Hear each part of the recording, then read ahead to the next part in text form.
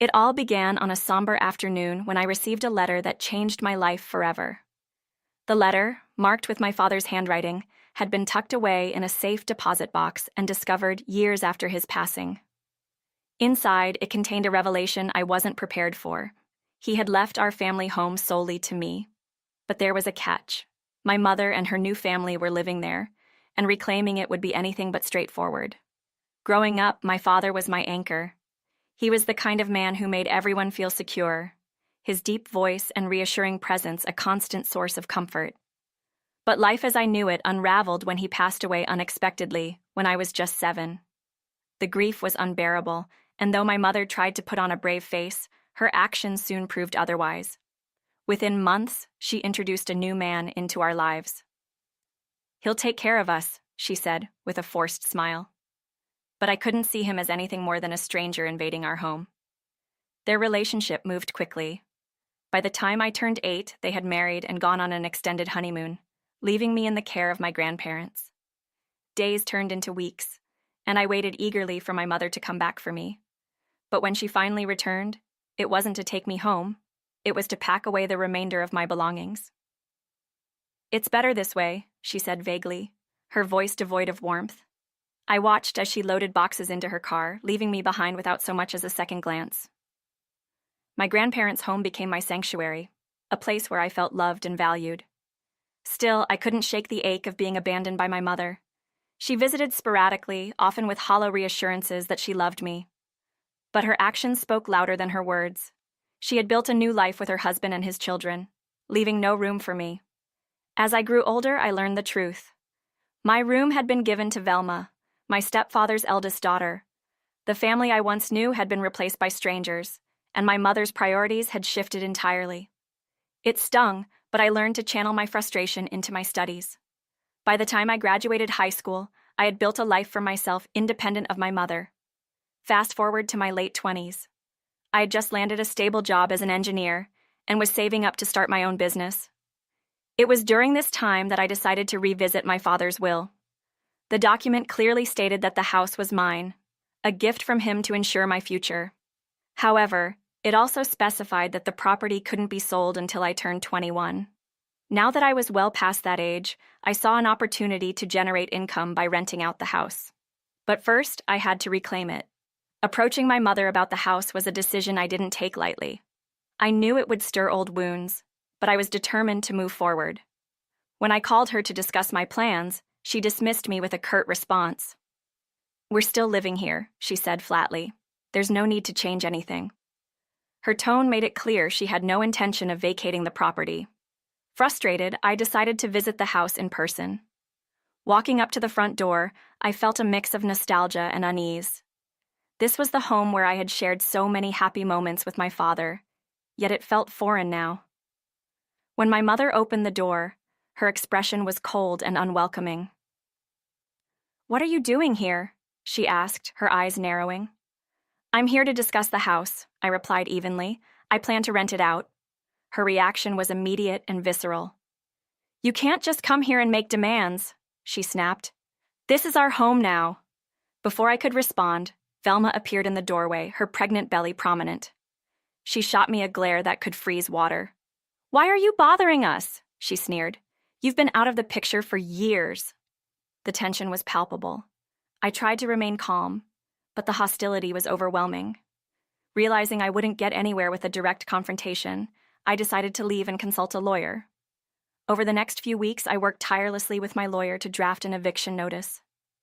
It wasn't a decision I made lightly, but I knew it was necessary to reclaim what was rightfully mine. When the notice was delivered, my mother's reaction was predictably dramatic. She called me multiple times, leaving tearful voicemails accusing me of betrayal. "How could you do this to your own family?" she cried. I didn't respond. Instead, she showed up at my grandparents' house unannounced, pleading with them to intervene. My grandparents, ever the peacemakers, tried to mediate. "Maybe give them more time," they suggested. But I was resolute. "This isn't about being cruel," I explained. "It's about securing my future." As the eviction deadline approached, tensions reached a boiling point. My stepfather left me a threatening voicemail, his voice laced with anger. "You don't know who you're messing with," he warned. "If you come near this house again, you'll regret it." His words were meant to intimidate me, but they only strengthened my resolve. On the day of the eviction, I arrived with my lawyer and a police escort. The scene that unfolded was chaotic. Velma screamed obscenities, my mother wept uncontrollably, and my stepfather tried to assert his dominance by brandishing a hockey stick. But when he saw the police, he quickly backed down. The officers handed over the eviction notice and gave them 3 hours to vacate the premises. The next few hours were a whirlwind of emotions. Watching my mother and her family pack up their belongings was both liberating and heartbreaking. Despite everything, a part of me still yearned for the mother I once knew, the woman who had held my hand at my father's funeral and promised to protect me. But that version of her was long gone. After the house was cleared, I changed the locks and began preparing it for rental. The process of reclaiming the property had been draining, but it was also empowering. For the first time in years, I felt a sense of control over my life. The fallout from the eviction was inevitable. My mother continued to leave voicemails, each one more desperate than the last.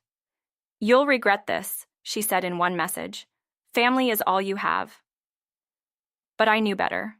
Family isn't defined by blood alone. It's about who stands by you when it matters most.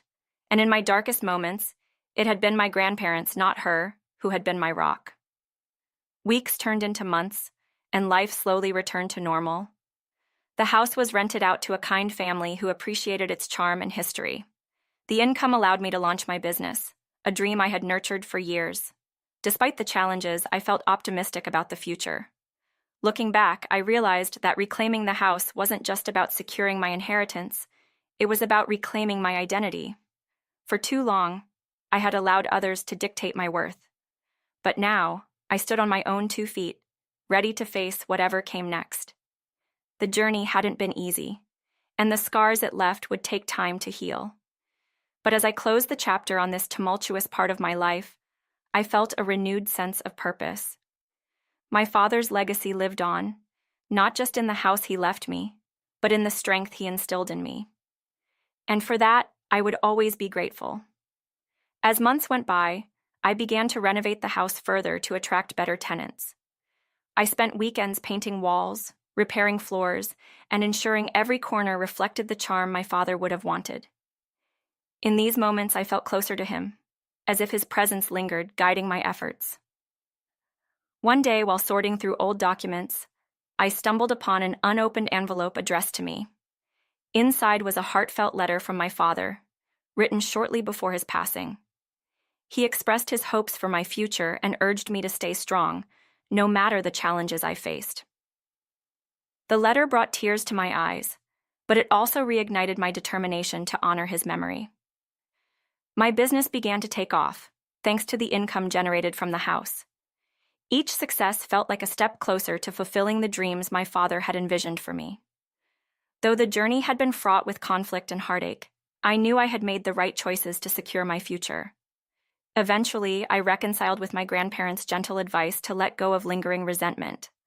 While I couldn't forget the pain caused by my mother and her family, I chose to focus on building a life filled with purpose and positivity. The house, once a symbol of turmoil, had become a cornerstone of my newfound independence and resilience. And so, I moved forward, carrying my father's lessons and love with me, ready to embrace whatever